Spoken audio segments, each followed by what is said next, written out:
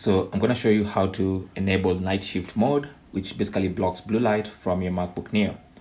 So you simply want to go to the Apple logo in the top left corner and select System Settings. Under System Settings, go to the left-hand side panel, scroll down and click on Displays. Then under Displays, you will see the option Night Shift.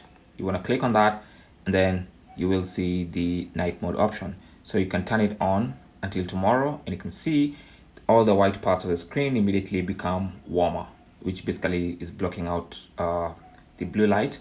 You can adjust the level of blue light blocking, so you can completely go all out, which basically turns your screen almost red, or you can turn it down a bit. So you can choose the level you want here.